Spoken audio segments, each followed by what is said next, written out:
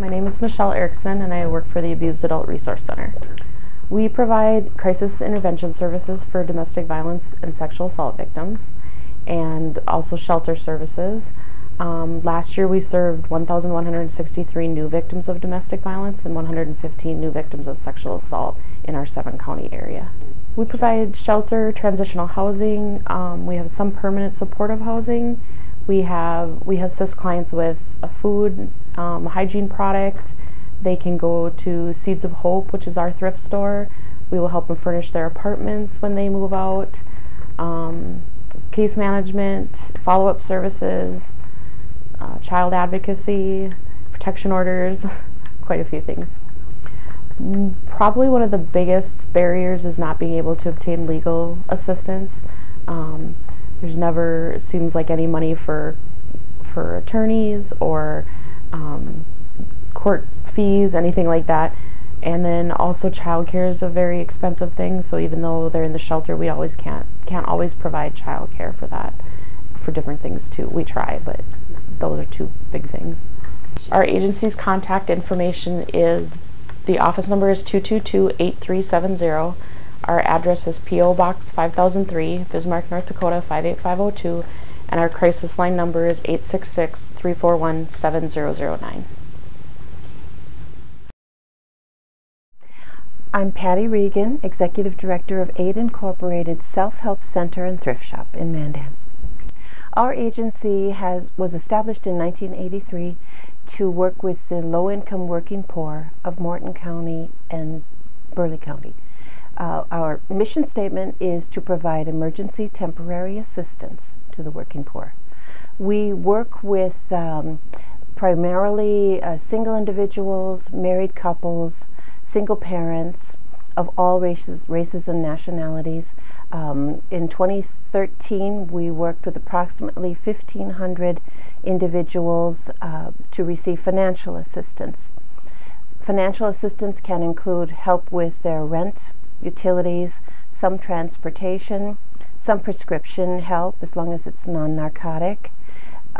We help with daycare expenses, car insurance, some car repairs, some cell phone usage. It's always based on the interview process where we determine what the need is and whether it's a financial need or non-financial, and also whether or not they fall within the guidelines of some of our granting programs. We also provide non-financial services, which are foods through our food pantry. We provide household items, clothing, furniture, bedding, etc. through the thrift store at no cost to our clients. Again, it's always done through an interview process to decide what the need is. Now, the barriers and obstacles that clients face are many. The first one is that during the interview process, the client needs to be honest. They need to be forthcoming and tell us what the need is. We can't guess. We're not mind readers.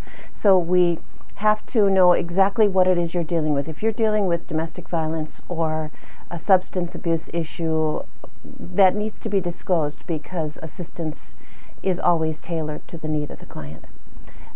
The other barriers and obstacles are transportation, both getting to and from services, getting to and from classes that may be offered to help low-income people, to getting to and from employment, to getting to and from a job interview. Transportation is a big issue. And then once they receive work, oftentimes expenses are incurring prior to receiving that first paycheck. That's another big obstacle. If you need to put your children into daycare and you're beginning your job on Monday and daycares require a deposit on a child, you can't begin the job. So those are often barriers, and that's why during that interview process it's so critical that the client tells us exactly what they're dealing with. The other things, as we're noticing especially now, is language barriers. There are so many individuals that come in to the agency and their English is broken and poor at best. That's another one. Mental illness we're seeing so much of. and the fears that people have, and they're so worried that they're going to be judged and that they're going to be harmed in some way. They will actually ask during the interview, "Are you going to harm me?" It's just so disturbing that people feel this way. But those are all obstacles. And not working, one of the things our agency requires is that people are either in the process of holding a job or they're seeking employment. And so when there is no income coming in, it's very difficult for our agency to provide services at that point. In the case of an injury or a surgery or some reason that they're not working and it's a temporary thing, that's no problem to give services. But the income coming into the home is a pretty critical component. You can reach us at Aid Incorporated Self-Help Center and Thrift Shop. The Help Center's number is 701-663-1274. The store itself is 701-663-2122. We're located in Mandan at 314 West Main Street. We have a website, www.aidincnd, that's AIDINCND.com. I'm Vonnie Areth. I'm an RN with Bismarck Burley Public Health. We have numerous services for all ages throughout the Bismarck, Mandan, and Burley County area. We see anyone, so if they come from out of state and want a service, we do not deny them those services. We have various programs for infants all the way up through elderly. Some of the programs with infants, our main one is our immunization program. And right now the state of North Dakota provides the vaccines to the public health agencies, so there's just an administration fee for the cost. If individuals are not able to pay that, we certainly as a public health agency can waive that. So we want to protect every infant and child in our community. Adults, many of the vaccines we have to purchase privately, so we do ask for a cost because we have to pay for them.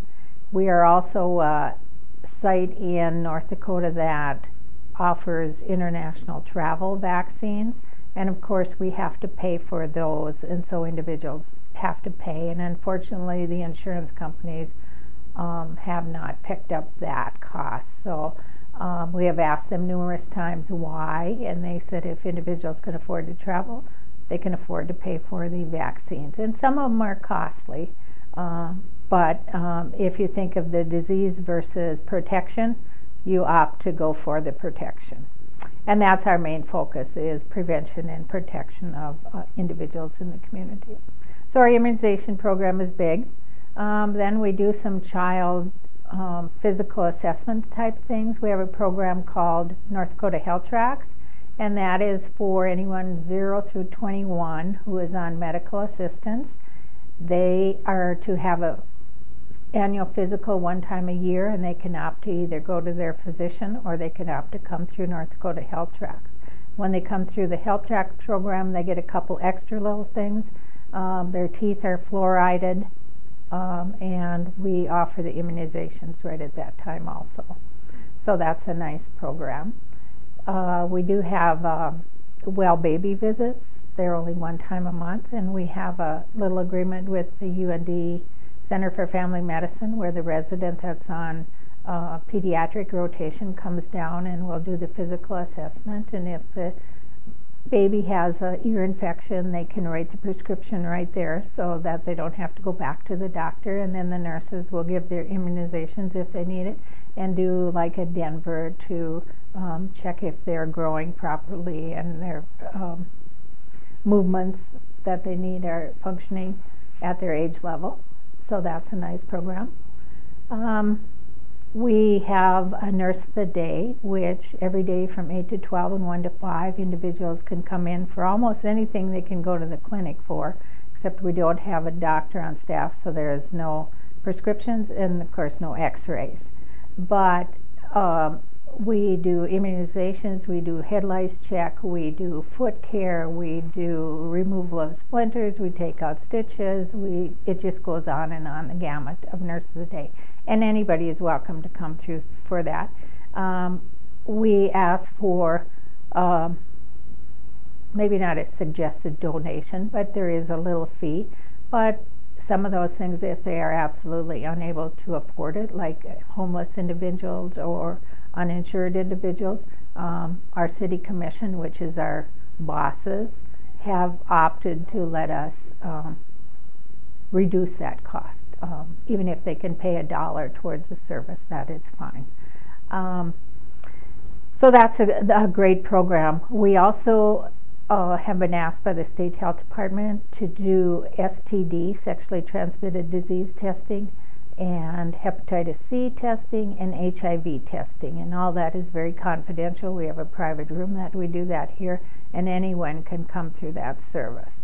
The STD charge is a $15 charge because that's what the state lab charges us to process the sample. HIV, if you're high risk, and the Hep C, if you're high risk, is no charge. We then move on to home health. We have individuals that go into the community and visit individuals that aren't able to get out on their own. Doctors sometimes refer individuals to have their blood pressure checked one time a week in their homes to watch what the blood pressure is doing, because when you go to the clinic you sometimes have an elevated blood pressure, and they call that white jacket syndrome. So they ask us to do it for like 6 weeks, and then they take that blood pressure. We do a lot of setting up of medication for individuals that can't see, to do their own medications, things like that. And then just to maintain elderly, to keep them out of the nursing homes. We have visited extensively with the police and the firemen and public works employees regarding any red flags that they may see, and we should contact an individual to see what's going on in their life.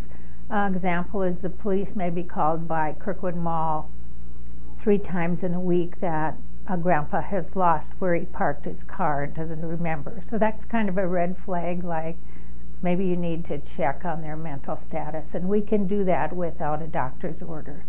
So the police will contact us and ask to make a visit, and we can do that. And then we work extensively with the families, or protection and advocacy, or the guardianship program.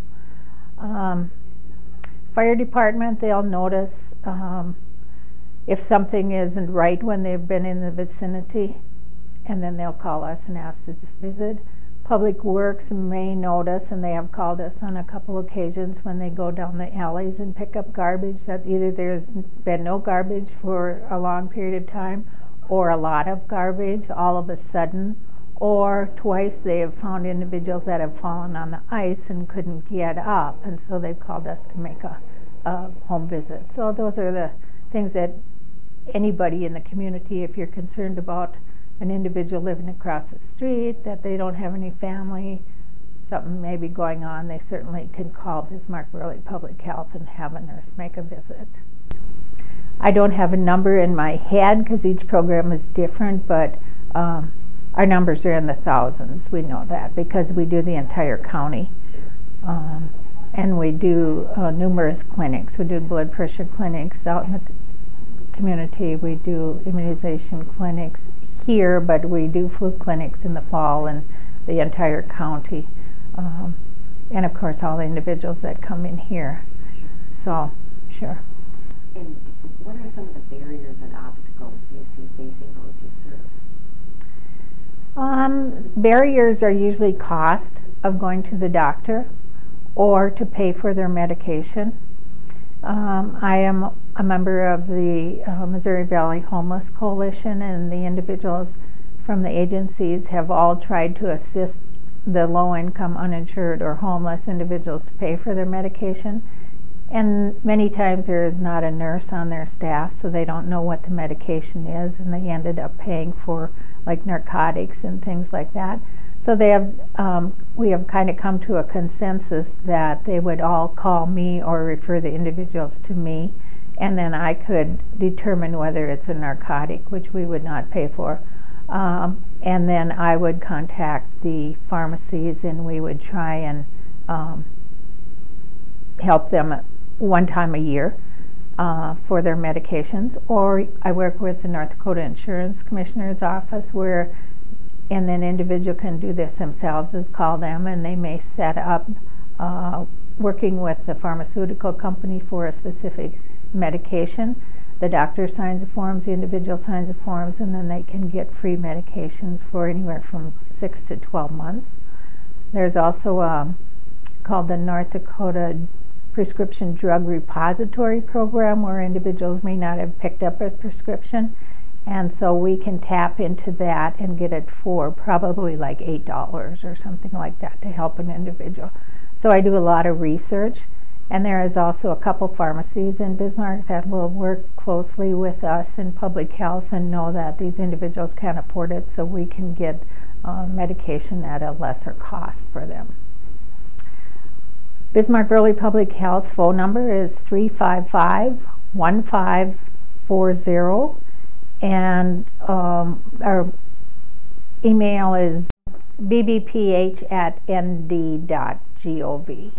Our address is 500 East Front Avenue, which is directly on the north side of the Civic Center. I'm Officer Clint Fuller with the Bismarck Police Department. The police department typically, we're not a direct care provider for the homeless in our community. Usually when we have contact with homeless is when we encounter them, sleeping in the parks, or may possibly be in somebody's laundry room in an apartment building or utility room, or sleeping in cars is typically when law enforcement encounters the homeless people. Typically, situations that we run into, the people are intoxicated, so they may not, be able to be placed in a shelter. They may have to go to detox. They may be suffering from mental health issues where they do not want law enforcement's help. We take them to, our local hospitals to get assistance, the psychiatric unit if they're willing, but sometimes they don't want our help. They, have a right to self-determine, and they don't want law enforcement involvement or any assistance. So that's what we typically try to provide, or referral to, Ruth Myers or, the care providers in town. I don't have an exact number. It's tough to really quantify with looking at it, but I know there's calls for service, and we're probably responding at least a couple a week, with people, living in vehicles. And, I just had a report the other day from a lady. There was a gentleman living in a vehicle on the street and just kind of concerned. He had been there for a while, and law enforcement, was called to check on him, make sure that he's okay. And maybe they're not aware of the services that are available in this area. They may be coming from other states, and they're not aware of, what we have in Bismarck to offer them for assistance. So typically, it's, goes back to, a lot of times they have the alcohol problem and they're intoxicated. They can't go into the shelters because of intoxication. So then they're, kind of stuck, maybe sleeping in the park or finding a friend's house, couch to crash on for a while. So then it's kind of a difficult thing. Some people just don't want any assistance. There's people that, I've talked to homeless people and I said, well, can I help you get to a shelter? And they said, no, I'll just sleep under the bridge. That was their response. They just don't want to accept help. And like I said, they have a right to, live their life how they choose, and it makes it kind of difficult. But the Bismarck Police Department, our phone number is 701-223-1212, and our address is 700 South 9th Street, Bismarck. It's Heather Mathias, and I work for Bismarck Public Schools. For this school year, we have served 405 students that have been homeless at some point during the school year. We have provided, basically, we provide the school needs. We do not provide case management for housing or finding housing. We only address the school needs, making sure kids are getting to school, getting all their school needs met. Is it that they need school supplies? Do they need activity fees paid, or assistance with paying activity fees, assistance in participating in extracurricular activities? Do they need shoes or equipment or any other pieces like that to function as a normal student that could afford those things? And just kind of covering all of those costs associated with that, and following up basically with any attendance issues. If there's an issue with getting to school, what is that? Trying to reduce that barrier. May it be transportation, or is it the parents are just not getting up? And connecting the family with services, since we do not do the housing case management, making sure that that referral has been made. So basically kind of. Are there any other barriers and obstacles that the people you serve face? A lot of students are behind because there are major gaps with their education, and so you're having to catch them up. And so there's tutoring services that we make referrals to and different services. Bismarck Public Schools, the office phone is 323-4051 or the cell phone is 527-4927. I'm Nicole Scherhammer and I'm with Burleigh County Housing Authority. We provide rental assistance for Section 8 housing assistance out in the private sector. We also have a public housing property where we have multiple units throughout Burleigh County, and then we have a multi-unit complex here in Bismarck, and we serve also an 811 PRAC for people with disabilities. With the voucher program, we serve right now about 864, but we have the capacity of about 1,064, but it all depends on our funding. A lot of the barriers that we serve is a lack of affordable housing here in Burleigh County, and also accessible units in Burleigh County. I mean, it's not even just Burleigh County, through the state of North Dakota, everywhere. Also, a lot of high rents from landlords, case management for a lot of people with disability and homeless. It was a big barrier that we. Our contact, we are located at 410 South 2nd Street here in Bismarck, North Dakota, and our phone number is 701-255-2540. Okay, my name is Brenda Sather, and I'm the Executive Director of Community Action Program, Region 7. Our agency provides a variety of services. We focus on self-sufficiency, housing programs, energy conservation, and helping people to meet their basic needs. In 2013, we served about 3,400 persons, which was right around 1,400 households. Programs that we do provide, we have a food pantry at our agency. We probably service about 100 households a month with that. We oftentimes have to refer to other food pantries just because we can't meet the demand. We also have a clothing closet, which assists with clothing for people, furniture items, household items. Another program that we do is our self-reliance case management, which is more of a focus on helping people become economically self-sufficient. So they address various barriers, help clients set goals, look towards obtaining employment and those types of things, or maybe an education program.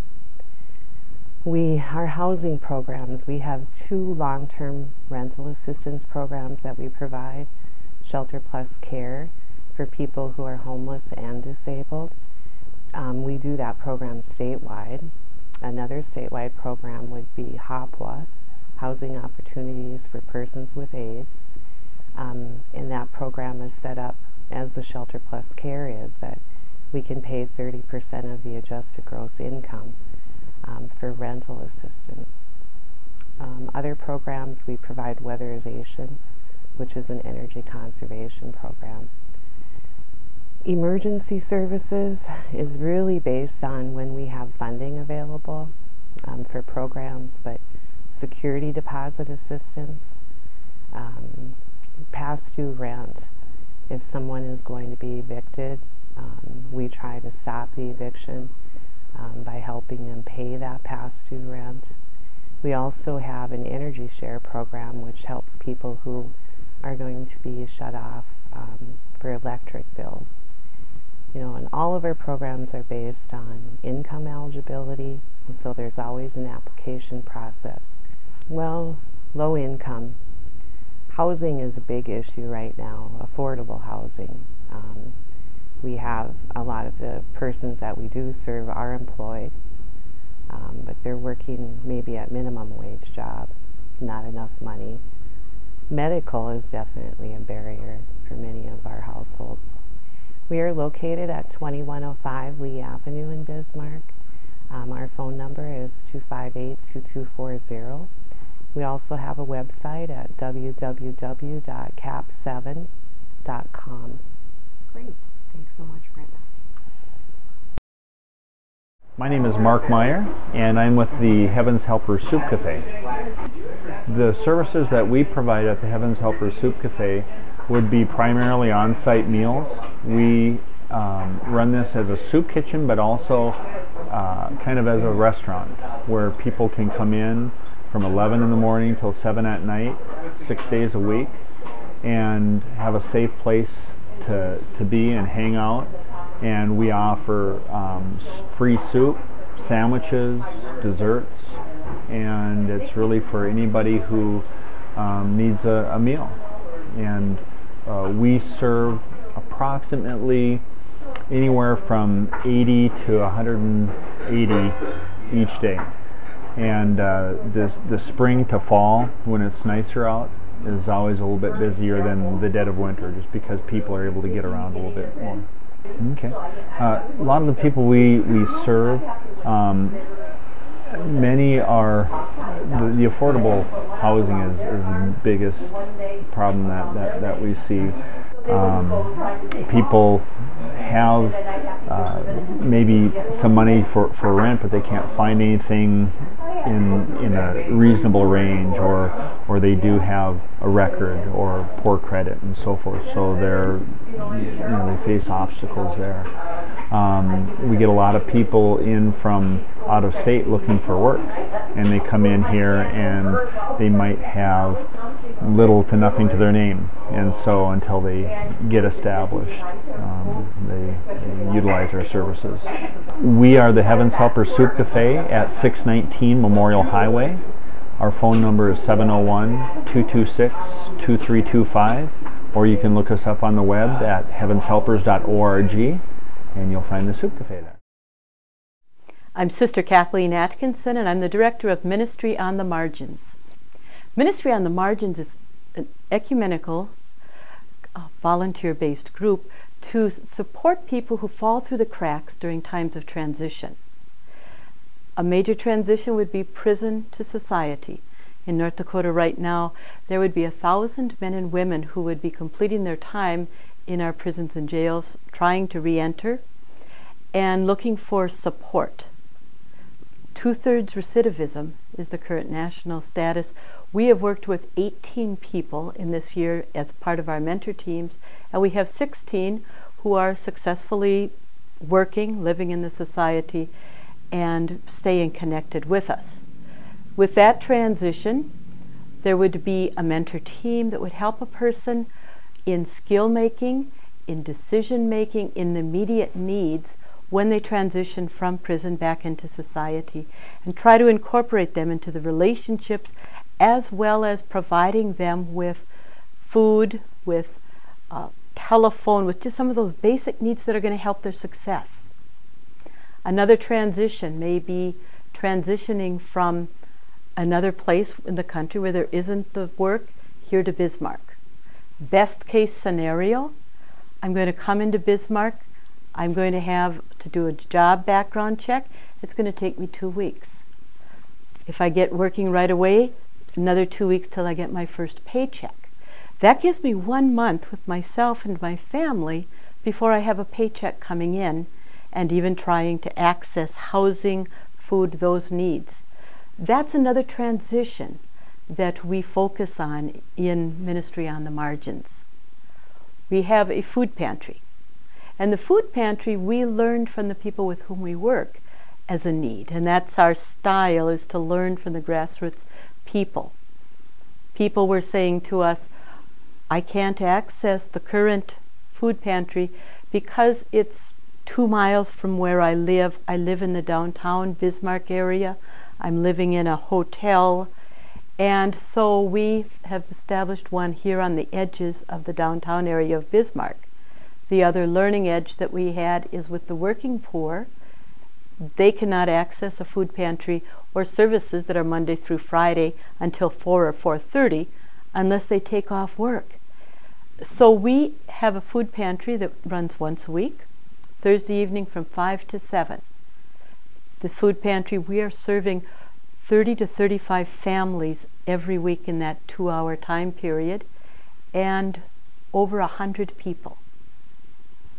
But we've got some values that we try to hold in the food pantry that are very dear to us: dignity and decision making. Part of that is the decision making skill. So if you were to come to the food pantry, we serve cookies and coffee, we have games for the children, we have interaction, and then you would be invited to go with a shopping partner into the food pantry, which is set up as a grocery store. There you can choose if you want green beans or creamed corn. One, it gives you the dignity of being able to have a preference, which I have, which others have, which all people can have. The other thing that it does is with a shopping partner, they will talk with you and say, well, maybe you want to add some fruit, or I noticed that you didn't get any pasta. You know, if you mix this pasta. So it's an interactive learning piece in the food pantry. And we're just very excited about some ideas that are coming. So Prison to Society, food pantry, and a third program that we offer is socialization. In the hospitality center in our office, Tuesday morning we have coffee house. And people who are living on the margins don't get out of their spaces often. Or they're not at the Starbucks. So we have coffee, we have donuts, we play Jenga, we have chess, we have that interaction recreation. The other thing that we have is we have 2 support groups that we run in our area. One has just begun, and they call it as it is. They said, sister, just call it Stay Out of Jail. It's a weekly support group for people who are in that re-entry process, drawing support. We've had 5 people attending it as it's beginning. The other group is a monthly support group for parents who have a child either in the youth or the adult correctional facilities. And there they can come together with other parents and talk those issues. A key barrier is a bad choice in their background. It may be a choice that put me into breaking the law. It's often drug, alcohol related. It may be a choice that put me with a bad credit rating, and so I'm never going to be able to get ahead. It may be a choice of a relationship, but it's a bad choice in my background that just blocks me from moving on. Our agency phone number is 701-426-8747. The address is 115 North 2nd Street in Bismarck. My name is Jenna Gullo, and I'm the Executive Director of the Missouri Slope Area-Wide United Way. United Way is a community problem solver. We create lasting change by connecting specific needs with the resources needed to address them. We bring together people and resources to identify and quantify what the real issues are. So we focus heavily on data, but we also work closely with our nonprofit network and our donors so that we're addressing issues in the most efficient and effective way. We feel it is essential for our partners to work together, and it takes a community to be able to really solve and end hunger and homelessness. And so we strive to bring people together. We're in a unique position where we work closely with business leaders, government leaders, have a good pulse on what the needs are in the community. We connect them with the nonprofits and faith community to achieve lasting change. Well, what we're seeing in the Bismarck-Mandan area is alarming. We are seeing that 1 in 12 people are living in extreme poverty. That means if you're an individual, you have an income of around $11,500. A family of 4 is just around $23,000. You can't make it in this town. Rents are going up. It's getting more and more difficult to afford or find spots for childcare. Transportation has been a big need. And so we're collaborating with our partners so that we work smarter together. It's not necessarily all about dollars. It's about how can we connect in a smarter way, because the old way of doing business just isn't cutting it anymore. In 2013, we provided 41,366 nights of shelter. We connected people with food assistance, over 16,600 and some people, so that they could get the food they need. We started the backpack program because kids were going hungry over the weekend, and provided over 16,000 meals to kids every other weekend in combination with another local nonprofit in the community to make sure kids aren't going hungry over the weekend. We know that North Dakota ranks 41st out of 50 states in providing summer food services to high poverty kids. So what can we be doing differently? How can we think out of the box to reach more children? And so we've also provided over 97,000 meals to seniors in the Bismarck-Mandan area this last year. So our reach is wide, but what we're trying to do is be even more proactive by targeting our dollars to prevent issues from happening in the first place. So this last year, we partnered with Neighbors Network. We're hiring on 4 case managers. These case managers are going to be going into the homes of at-risk children who are referred by the social workers in these high poverty schools. We learned that 40% of these kids at the high poverty schools weren't reading at proficiency level. That means they're 4 times more likely to drop out of school when they're older.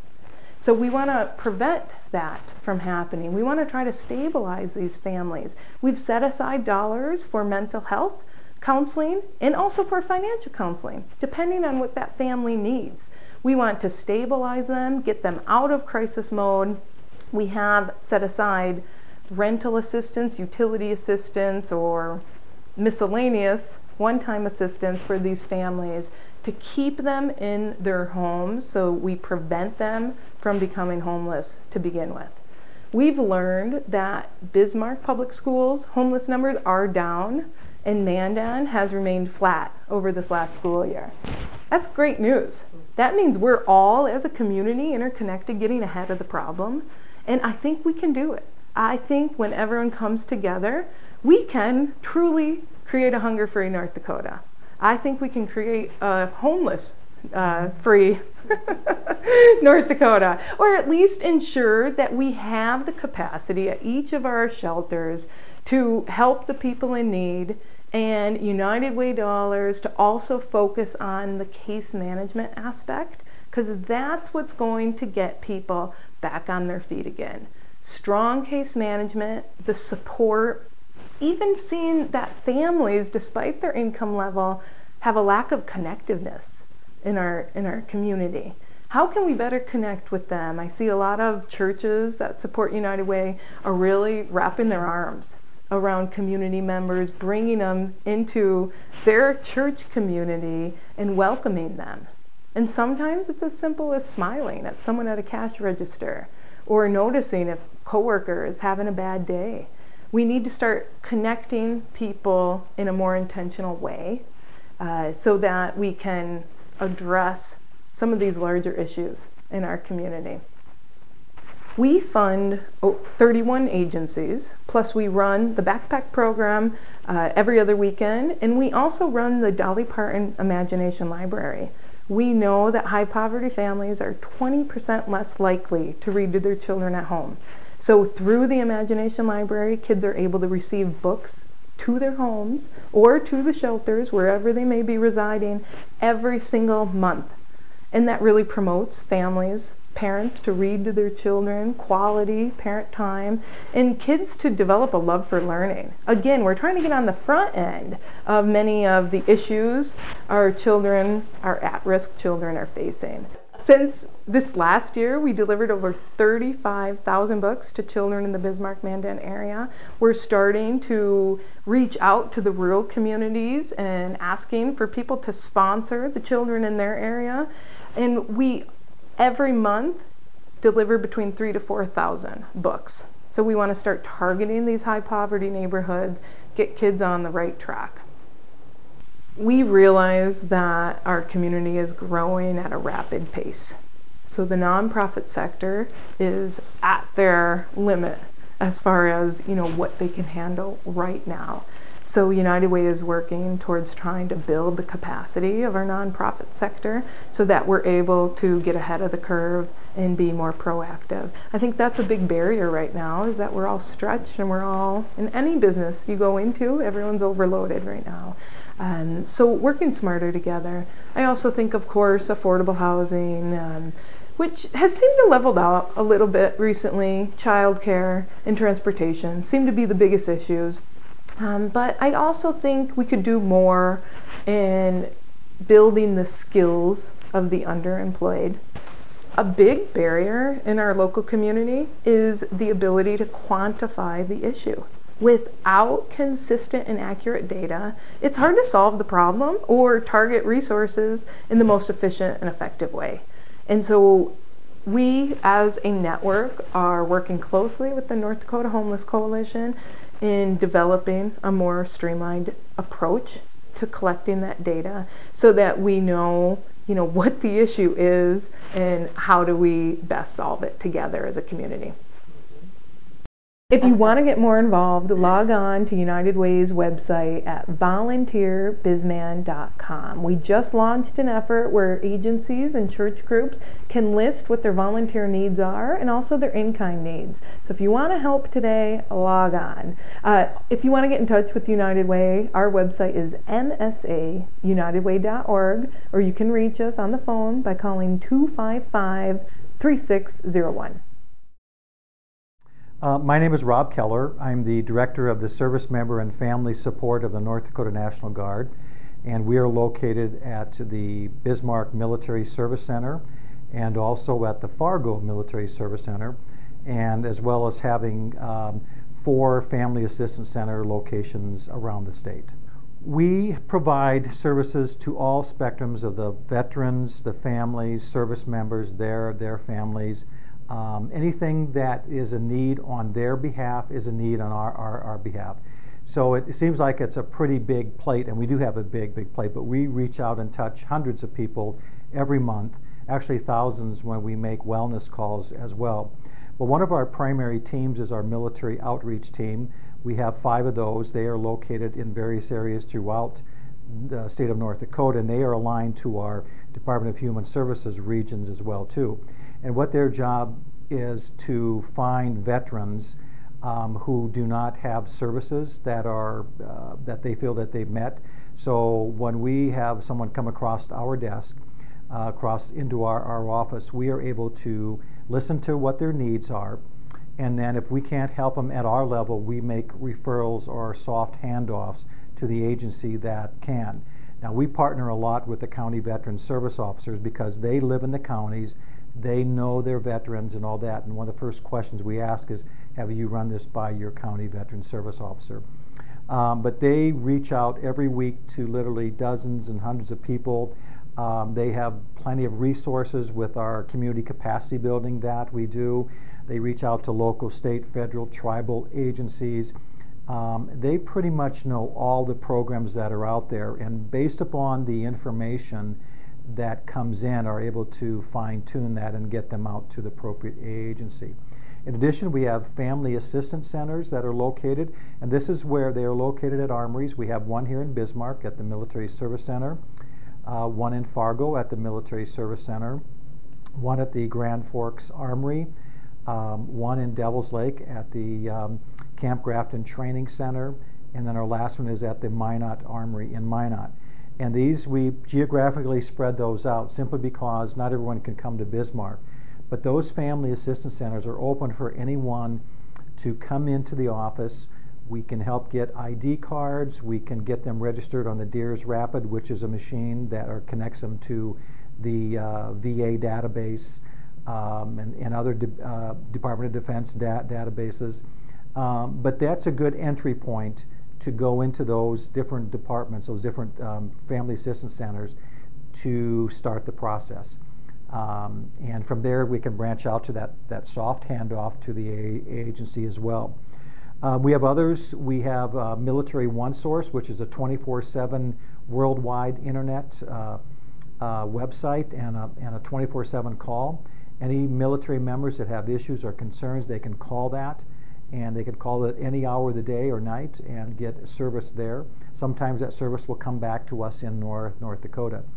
We reach out to active duty veterans. We have the Minot Air Force Base. We have soldiers and sailors, airmen, Marines that are coming back from their deployments, coming back to North Dakota. And we want them to reach out to our family assistance centers as well to stop in, put a name with the face, and it's things like that. So we have a pretty wide variety of programs that fall under the Service Member Family Support of the National Guard. Well, obviously, we are a very geographically dispersed state, and would I love to have a family assistance center in every community? Yes. So there comes a time when they just need to get on the phone. The barrier is just knowing what our phone number is, what our contact information is. And then some of the other barriers might be they just don't know if they want to share their situation with a service member or with an agency.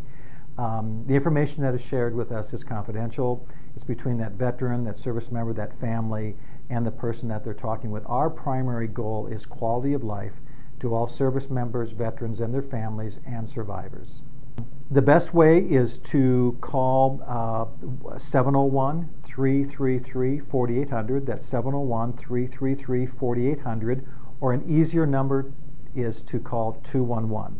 We're connected with North Dakota First Link, and if you forget all the other numbers, 211, just ask for the National Guard Family Program or any of the programs, and it will get back to us 24/7. My name is Jackie Hall, and I am the Executive Director of Ruth Myers Hospitality House in Bismarck. Ruth Myers provides supportive services and housing opportunities to those who are homeless.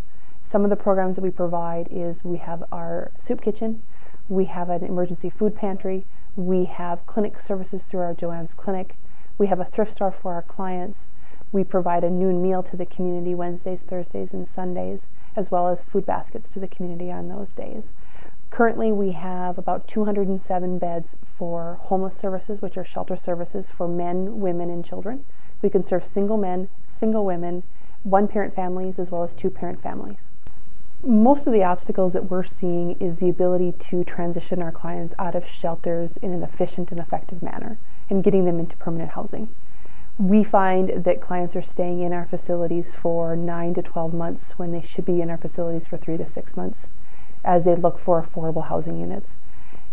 Normally between 75 and 80% of our clients are working a full-time position. They just don't have the means to pay an exorbitant amount for rent. So we work really closely with agencies who provide vouchers and provide affordable housing for clients so that we can transition them into that facility free of a lot of additional barriers and get them in there fast. To reach Ruth Myers, you can contact us at 701-222-2108. Our family shelter direct line is 701-527-7939, or you can also access us via the web, which is ruthmyers.org.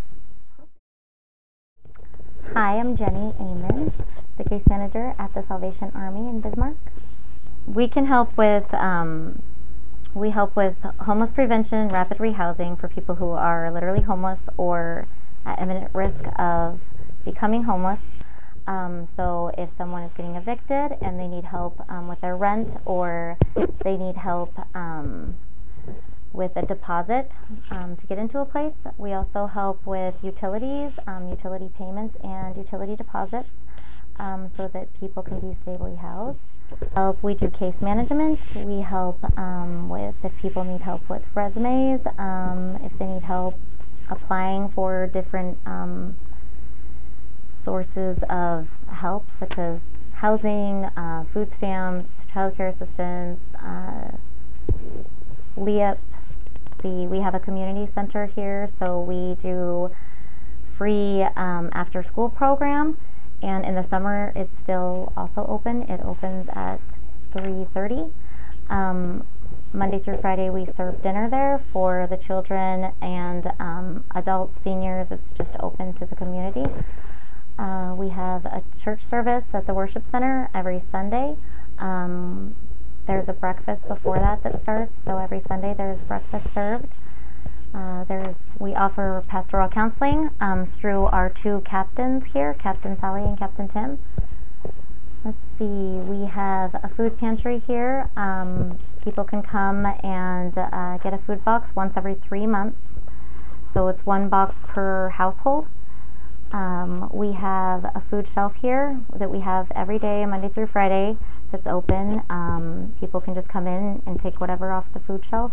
We have volunteer opportunities here for people who want to attain new job skills, or maybe if they've had an accident or something and they want to kind of get back in the workforce, and they want to just volunteer to get some of their skills back, they can do that. We have a Pathway of Hope program that can assist families in identifying barriers to their cycle of homelessness and to overcome those. So there's different things that we can do within that program that go above and beyond just regular case management. We also have a service extension unit that serves the other counties in North Dakota that don't have Salvation Army Corps within their county. I think there is a lack of education in understanding their rental rights first and probably foremost. And I also just see that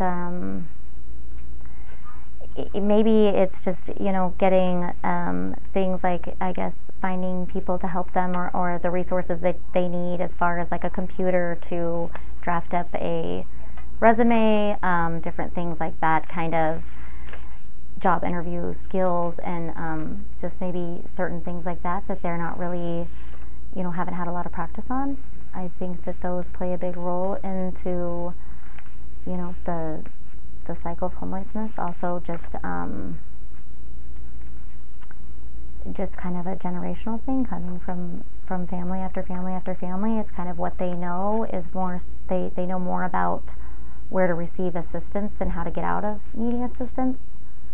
So I would say that those things too. So kind of helping them to focus more on their abilities rather than, what the abilities of different agencies are. We have a website, and it's salvationarmy.org. Also, we can be reached by phone at 701-223-1889. Amanda Huff, Supportive Services for Veteran Families.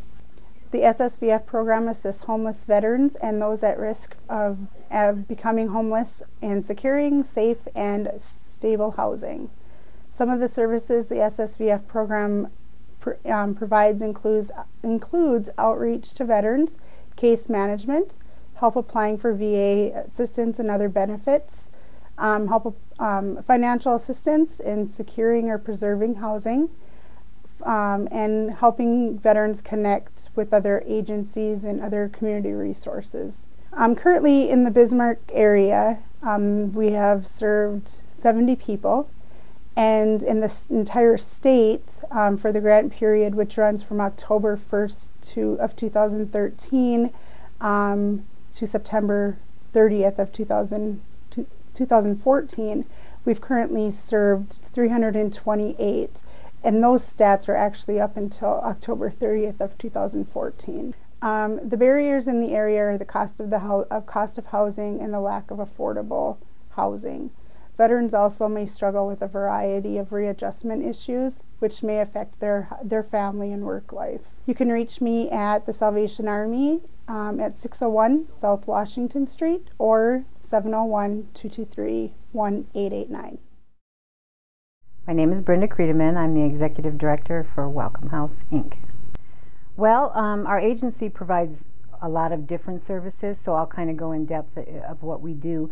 With Welcome House, the shelter, the new one that we're opening, we will be able to actually house 50 individuals, but they will be families, individuals of families. So about 9 families at a time, and our hope is to rehouse them within 45 days. So that's our main goal, is to take families off the street, get them into safety, and get them back into housing and stop this roller coaster of homelessness that we seem to be having. We also do homeless prevention on many of our clients that call, or anybody from the community. We can help with rental assistance, utility assistance, to keep them in their homes. That we feel that that's probably the key to stopping all this. If we can get it before it gets to that point, we're in a much better situation. We also do something called interfaith with the area churches. They pool their money into one fund, and that gives us the flexibility to do many different things, like it might be transportation, it might be car insurance, car getting fixed. You may need some boots or something for work that we could do. Those are all based on the availability of funding, what the churches give. So although I say we can do transportation, if you call that day, it doesn't mean necessarily that we're going to be able to do the transportation. We put housing first. The prevention, the rapid rehousing, those are our key, and we use interfaith funds for that also.